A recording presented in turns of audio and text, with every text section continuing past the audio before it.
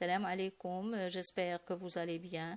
Bienvenue sur ma chaîne Le Français avec Najed, la chaîne éducative pour améliorer mon français.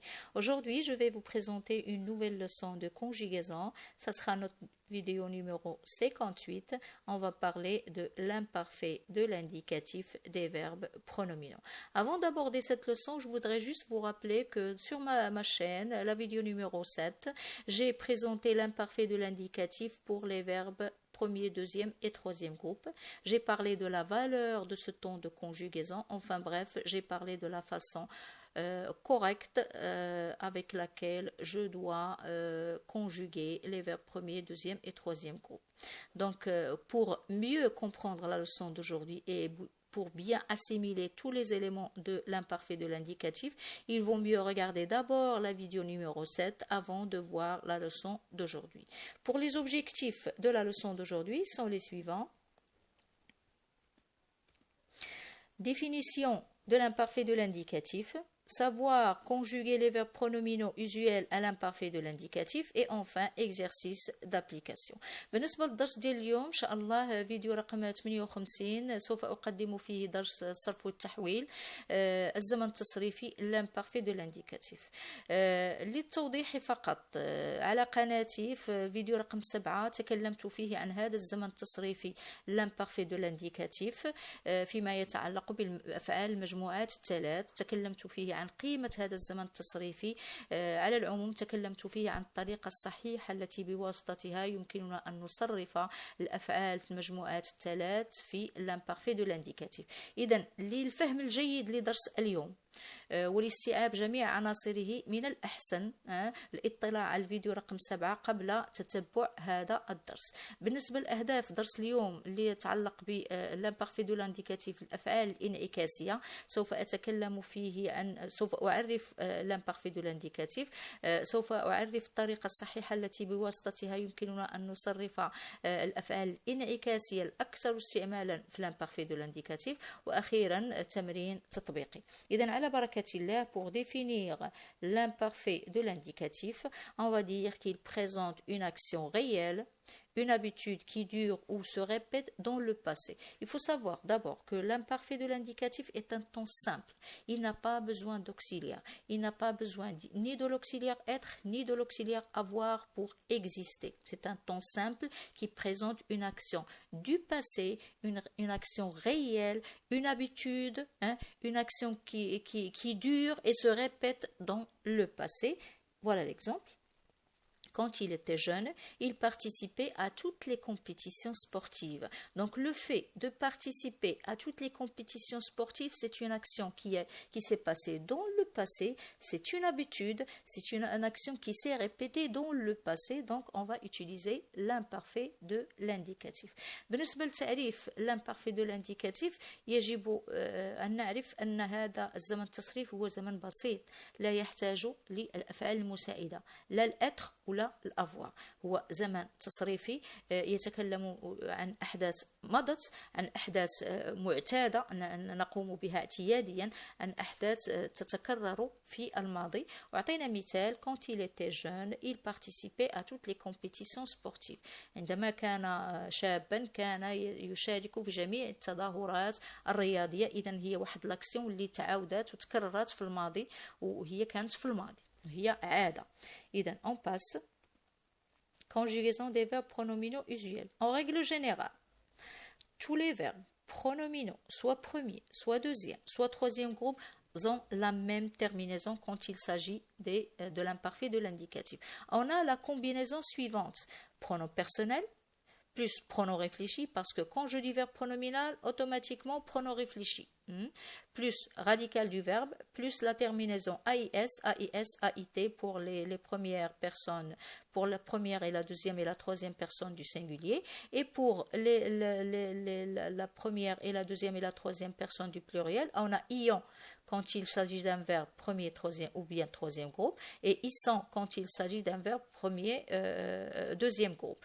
Et on a ié quand il s'agit d'un verbe premier, troisième groupe, et IC quand il s'agit d'un verbe deuxième groupe. Et on a AIENT quand il s'agit d'un verbe premier ou bien troisième groupe, et IC quand il s'agit d'un verbe deuxième groupe. Donc la particularité ici est seulement dans les verbes deuxième groupe. Premier et troisième groupe ont pratiquement la même terminaison. Voilà l'exemple et ça va être clair. Donc ici, on va parler des verbes premier groupe, les verbes se lever. Vous voyez, si on a respecté la règle, voilà le pronom personnel, voilà le pronom réfléchi, voilà le radical lève et voilà la terminaison de je. Ok, je me levais.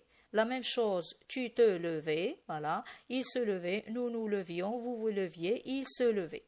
Donc cette terminaison s'applique soit à la première des verbes premier groupe, soit à les verbes troisième groupe. Il y a seulement pour le deuxième groupe qui ont la particularité suivante, c'est le verbe se nourrir. Donc voilà le pronom personnel, le pronom réfléchi, le radical nourri, nour, et ici pour la terminaison puisqu'il s'agit d'un verbe deuxième groupe. Okay. La particularité ici, il y a seulement dans le deuxième groupe qui a ici, ici, ici.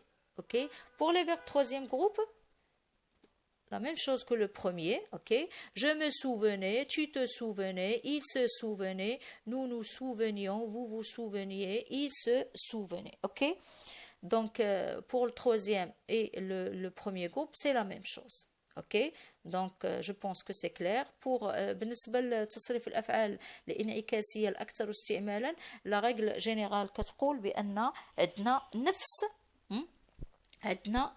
la terminaison. Il y a la particularité seulement dans les verbes premier et deuxième groupe parce qu'ils ont la terminaison qui est un peu différente que les autres.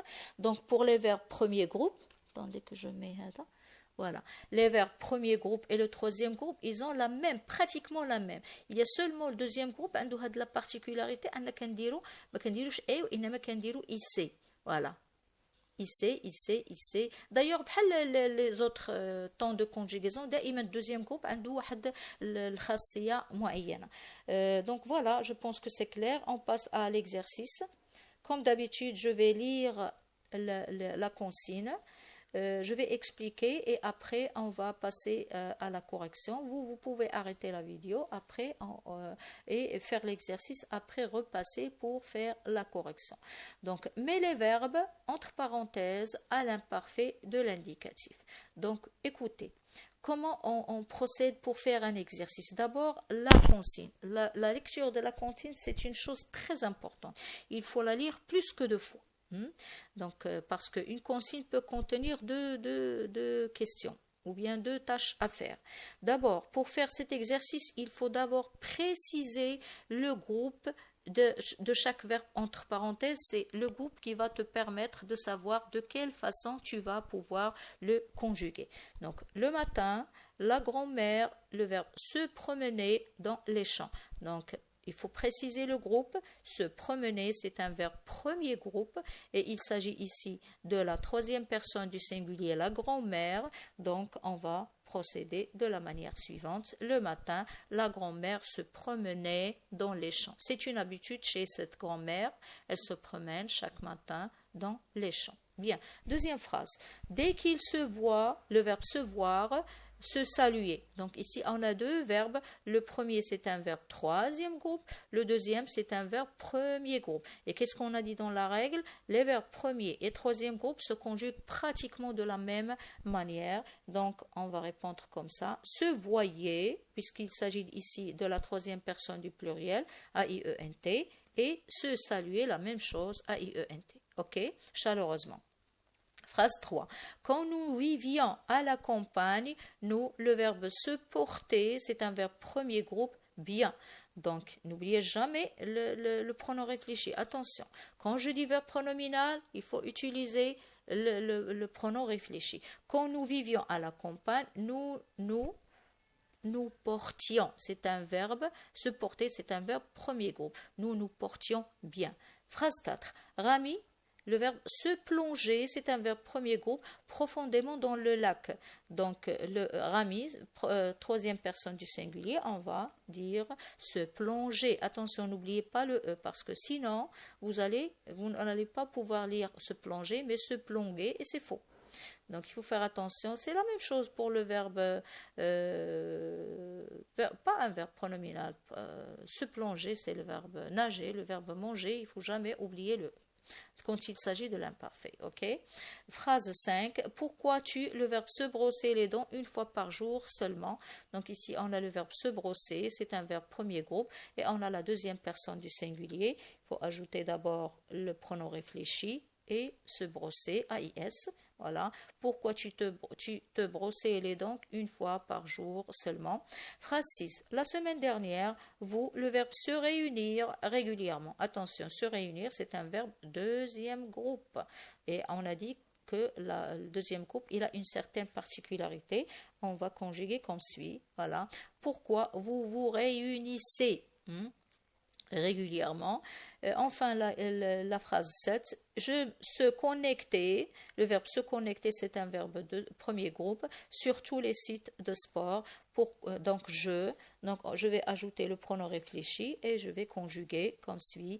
Je me connectais sur tous les sites de sport. Donc, j'ai l'habitude de me connecter sur tous les sites de sport. Voilà, j'espère bien que vous avez bien assimilé la leçon d'aujourd'hui qui est l'imparfait des verbes pronominaux usuels.